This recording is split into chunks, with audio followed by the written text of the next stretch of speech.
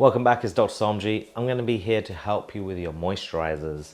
A lot of people message me on various different social media channels saying, which moisturizer do I need to use? This is my skin type. What do I need to do? I know, I get it. It's really confusing because moisturizers have become really complicated in the last 5 years. I'm here to simplify it, tell you exactly what you need for what your skin type is, give you some product recommendations as well, so you know what to get when you're going to the high street or you're going to a local clinic. So here we are. So if you have oily skin, we've done different videos on which type of cleanser to use, which type of toner to use, which type of serums to use. So if you followed that route, and you'll see the links to the other videos in our description below, you can kind of follow that and then you'll carry on to moisturizers. Now, what is the function of a moisturizer and why do we need to use it? Well, the function is that it hydrates and softens the skin and prevents transepidermal water loss, i.e. evaporation of water outside of the skin, making the skin a lot drier. If the skin's too dry, then it won't function very well and you'll be really unhappy. So moisturizers also provide a nice protection. And they're also another opportunity to add in nice ingredients that are going to change your skin. So we're going to go through a few things. If you've got those oily skin, do you really want to be adding more oil? No.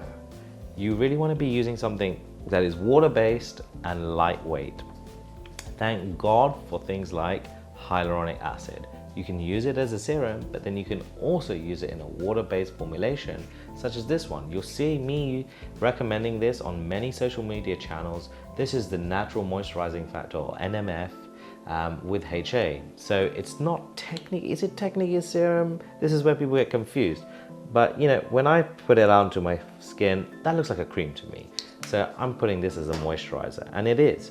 You can apply literally a 5-penny piece, spread it over equally over the face, even a 10-penny piece if you have, you know, maybe a larger face or you want a little bit more moisture. But this, if you've got oily skin, you want to be using something like this. So water-based with hyaluronic acid, no oils, not too much glycerin in there as well. So it's nice and lightweight. And normally they write it on the pack, you know, this is a lightweight formula, it's not going to be too hydrating. For example, a very popular moisturizer is a CeraVe moisturizing lotion. If you're going to use that on oily skin, you could make your skin worse. You could, even though it says it's non-comedogenic, if you've already got oily skin, just putting something thick on is going to help block that even more. So you're going to end up with more acne. So gel-based moisturizers or lightweight moisturizers for oily skin. I like the ordinary NMF. It's really pretty cool. You can use slightly more kind of like lighter moisturizers. So Cetaphil Do 1, which is a daily advanced moisturizing lotion that you can use during the daytime. You can even use this if you've got even normal skin. So if you really don't have any problems in the moisture level, you can use something like this. But the Cetaphil one is nice because it's fragrance-free, doesn't clog pores, is non-irritating. It's got some nice ingredients in there, such as niacinamide, panthenol, as well as ethyl alcohol, which is going to help with your skin barrier. So this is actually a nice one to use, even for people that have oily or normal skin. And it's very very nice. You have two different types of very popular skincare right now. It's Weleda Skin Food. Now, if you've seen my videos on this, you will see what I actually think of this brand. But I can't really say anything right now because it's just too popular. But they've got something going right. If you've got oily skin, you'd use the lighter version. If you've got dry skin, you use the thicker version. It's very simple.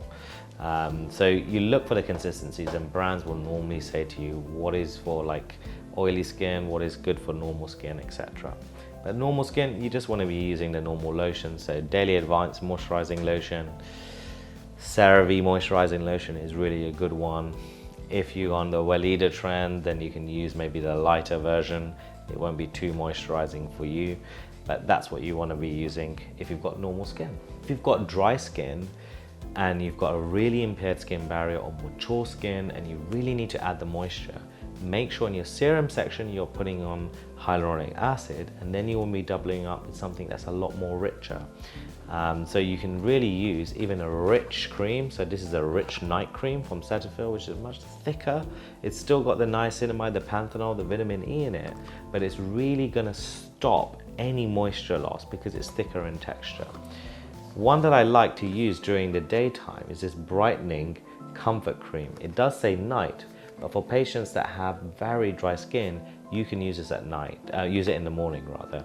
So even though a cream says night, it doesn't necessarily mean you have to use it during the nighttime. If you've got very dry skin, you can use the nighttime moisturizer in the daytime with no problem.